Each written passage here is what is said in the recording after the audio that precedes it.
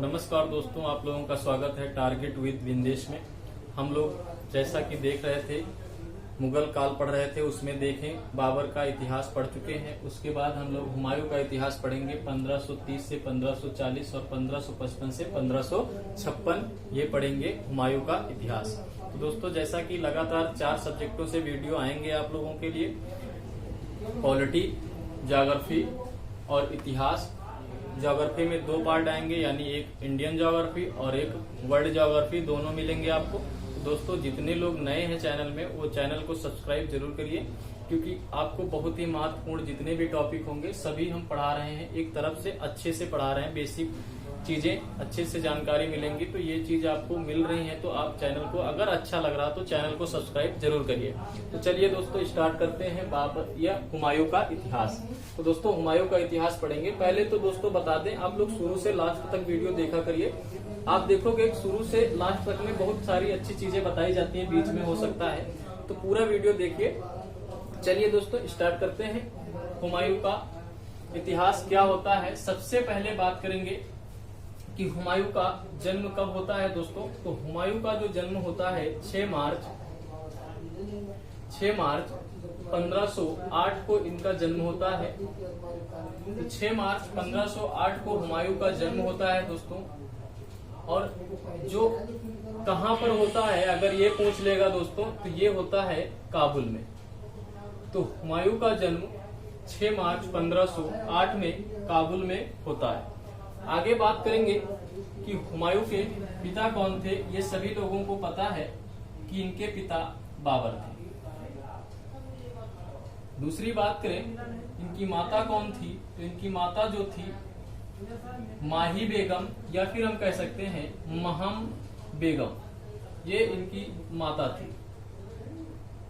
आगे बात करें हुमायूं का अर्थ क्या होता है, तो हुमायूं का जो अर्थ होता है दोस्तों, वो होता है भाग्यशाली। भाग्यशाली। हुमायूं शब्द का अर्थ जो होता है वो होता है भाग्यशाली। अब इनकी माता कौन हो गई, महम बेगम, और पिता बाबर हो गए। आगे बात करें कि हुमायूं कैसा था, तो ये अय्याश प्रवृत्ति का आदमी था। अय्याश प्रवृत्ति का आदमी था। ये अपने जीवन काल में अफीम जैसी चीजों का सेवन करता था। और दोस्तों, यही जो था ज्योतिष का बहुत बड़ा भक्त था। तो हुमायूं एक अय्याश प्रवृत्ति का आदमी था और अफीम वगैरह लेता था। और दूसरी बात, ये ज्योतिष का बहुत बड़ा भक्त था दोस्तों। आगे अगर बात करें तो दोस्तों, मुगल काल में ये जो हुमायूं था, ये सबसे ज्यादा पढ़े लिखे हुए शासक में एक था। तो दोस्तों, ये आगे यहाँ पर अगर देखें तो ये ज्योतिष का बहुत बड़ा भक्त था। क्यों ये बहुत बड़ा भक्त था, क्योंकि ये सप्ताह के 7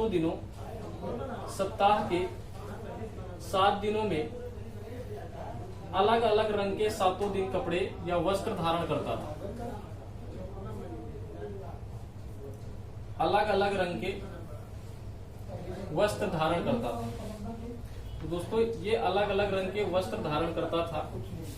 सप्ताह के 7 दिन अलग अलग रंग के कपड़े धारण करता था। दूसरी बात करें किस दिन कौन सा धारण करता था, तो सोमवार को दोस्तों ये सफेद कपड़ा धारण करता था। सोमवार के दिन ये सफेद कपड़ा धारण करता था। अगर बात करें रविवार के दिन कौन सा कपड़ा धारण करता था, तो रविवार को पीला कपड़ा धारण करता था। आगे बात करें शनिवार को, तो शनिवार को ये काला वस्त्र धारण करता था। तो ये चीज देख लेंगे। इसका जन्म 6 मार्च 1508 काबुल में हुआ। पिता बाबर, माता महम बेगम। ये काफी अय्याश प्रवृत्ति का आदमी था और अफीम वगैरह का सेवन करता था और ज्योतिष का बहुत बड़ा भक्त था। क्यों? क्योंकि सप्ताह में 7 दिनों में अलग अलग रंग के कपड़े पहनता था हर दिन। अगर देखा जाए तो सोमवार को सफेद, रविवार को पीला और शनिवार को काला वस्त्र धारण करता था।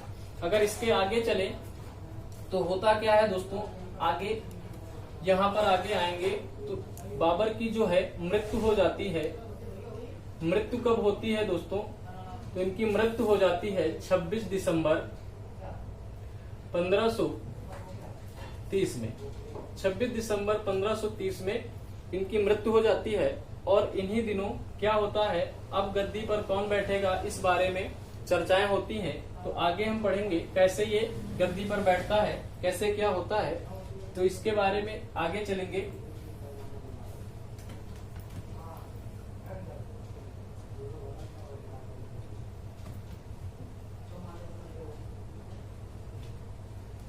अब आगे क्या होगा दोस्तों, ये जिस टाइम से यानी 26 दिसंबर 1530 जिस समय इनके पिता की मृत्यु हुई थी, उस समय ये क्या था, सूबेदार था। और कहाँ का सूबेदार था, तो बदस्का का सूबेदार था दोस्तों। यहाँ का ये सूबेदार होता है जिस समय इनके पिता की मृत्यु होती है। और जैसे ही इनके पिता की मृत्यु हो जाती है, अब सिंहासन पर देखा जाता है कि कौन बैठेगा। तो कुछ लोगों का मत होता है कि बाबर का दामाद मेहदी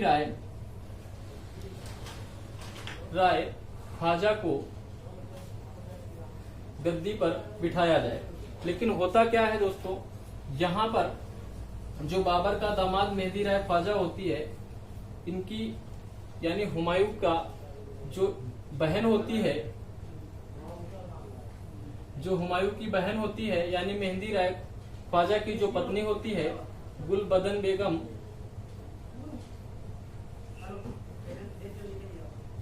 वो क्या करती है दोस्तों, ये चाहती है कि ये ना बन करके कौन बने, हुमायूं बने, क्योंकि ये बाबर का बड़ा लड़का होता है। और दोस्तों यहाँ ये भी चाहती है, दूसरी बात, यहाँ पर जो शासन में वजीर होता है वो बोल देता है कि मेहदी राय ख्वाजा नहीं बनेंगे यहाँ के शासक, कौन बनेगा, बाबर का बड़ा लड़का हुमायूं बनेगा। तो इस प्रकार से ये मेहदी राय ख्वाजा यहाँ यानी मुगल साम्राज्य का शासक न बन करके कौन बनता है दोस्तों, हुमायूं बन जाता है। और कब बन जाता है दोस्तों, कब बैठता है ये, तो ये 30 दिसंबर 1530 को इसका राज्याभिषेक कराया जाता है। किसका, हुमायूं का। तो इसका राज्याभिषेक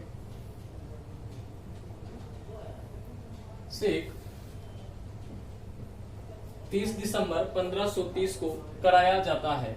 इसके आगे हुमायूं क्या करता है आगे देखेंगे। तो दोस्तों इसके आगे क्या करता है हुमायूं, अब जैसे ही ये गद्दी पर बैठता है, इसका राज्याभिषेक कराया जाता है, वैसे ही हुमायूं क्या करता है, इनके पिता की एक इच्छा थी यानी बाबर की एक इच्छा थी कि उनकी जो धन और संपत्ति है वो सभी लड़कों में बांट दी जाए। तो उस अकॉर्डिंग ये भी क्या करता है, हुमायूं क्या करता है, जैसे गद्दी में बैठता है अपने सभी भाइयों को अलग अलग हिस्सा बांट देता है कि यहाँ का शासन तुम संभालो और आगे का शासन तुम संभालो। लेकिन ऐसा अगर पीछे देखें तो पीछे क्या होता था दोस्तों, जो भी शासक बनता था वो पूरी की पूरी संपत्ति का मालिक होता था। क्यों ऐसा होता था, क्योंकि दोस्तों अगर आप आगे देखोगे तो वहाँ क्या होता था कि जो भी शासक होता था उसका बड़ा लड़का ही शासक बनता था और पूरी संपत्ति का मालिक वही होता था। और जो भी लड़के बाकी छोटे होते थे उनका कोई उसमें अधिपत्य नहीं होता था। लेकिन बाद में जैसे हुमायूं आया, इसने पूरे रिवाज को पलट दिया, इसने सभी अपने भाइयों को अलग अलग संपत्ति बांटी। और कैसे बांटी आइए देखते हैं। तो इसके भाई जो थे, पहले देख लेंगे बाबर की जो 3 मुख्य बीवियां थी, एक तो माही बेगम या फिर हम कह सकते हैं महम बेगम थी, और दूसरी थी गुलरुख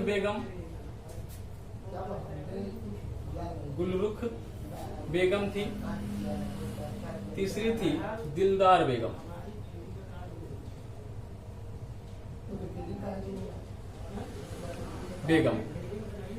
तो ये लोग थी। अब इनके लड़के होते हैं, महम बेगम के लड़के कौन होते हैं, हुमायूं होता है। और गुलरुख बेगम की 2 संतानें होती हैं, एक होता है कामरान, एक होता है अस्करी। ये दो लड़के गुलरुख बेगम के होते हैं और जो दिलदार बेगम का लड़का होता है उसका नाम होता है हिंदाल। हिंदाल। तो आप देख सकते हैं बाबर की 3 पत्नियों में से महम बेगम का लड़का हुमायूं जो यहाँ का शासक बनता है मुगल काल का, और जो गुलरुख बेगम की 2 संतानें थी, एक था कामरान, दूसरा था अस्करी। आगे देखें तो एक दिलदार बेगम का लड़का था जिसका नाम हिंदाल था। अब हुमायूं क्या करेगा, कामरान को जब संपत्ति अपनी बांट रहा है तो कामरान को काबुल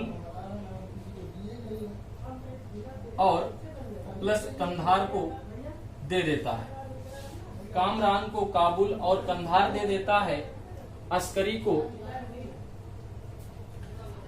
को शंभल प्रदेश सौंप देता है और हिंदाल को मेवात प्रदेश सौंप देता है। तो ये चीजें इनको दे देता है।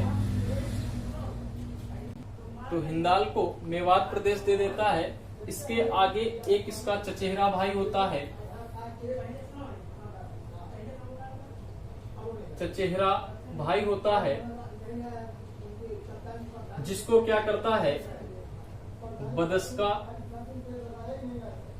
सौंप देता है। और उस चचेरे भाई का नाम होता है सुलेमान मिर्जा।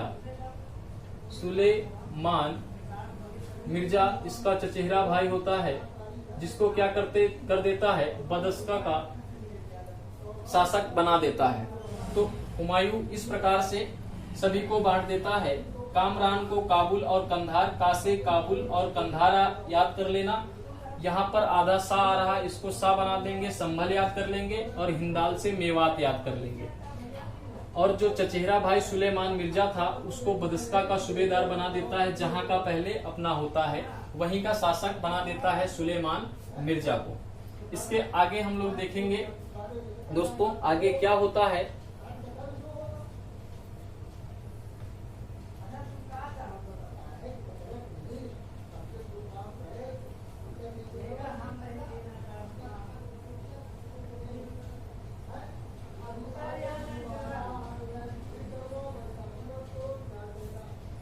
आगे क्या होता है,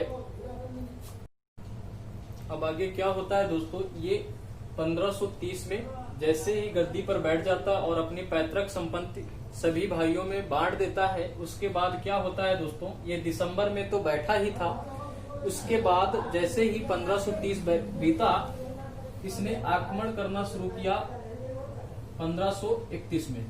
1530 तो ये गद्दी में बैठने में ही चला गया, क्योंकि 30 दिसंबर 1530 में बैठा था दोस्तों। उसके आगे ये 1531 में कलिंजर पर आक्रमण करता है। कलिंजर पर आक्रमण करता है। यहाँ का शासक होता है प्रताप रुद्र देव। यहाँ का शासक प्रताप रुद्र देव होता है। और ये 1531 को जैसे ही हुमायूं कलिंजर पर आक्रमण करता है, इस प्रताप रुद्रदेव को हरा देता है। और यहाँ से ये वापस लौट रहा था तो एक दोहरिया नामक स्थान पर एक घटना घटती है। अब इसके बारे में देखेंगे कि यहाँ कौन आक्रमण करने आता है इसके पक्ष में। तो अब हम शुरू करेंगे आगे पढ़ना कि यहाँ पर कौन शासक आ रहा है युद्ध करने के लिए, इसके बारे में पढ़ेंगे। तो होता क्या है दोस्तों, यहाँ पर चुनारगढ़ का किला जो होता है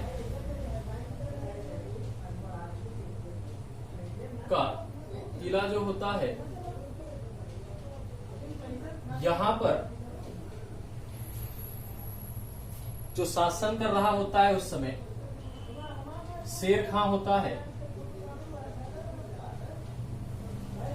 अब दोस्तों ये शेर खां कौन होता है, तो शेर खां जो होता है ये पहले फरीद खां था, इसका नाम पहले था फरीद खां, इसका नाम था फरीद खां।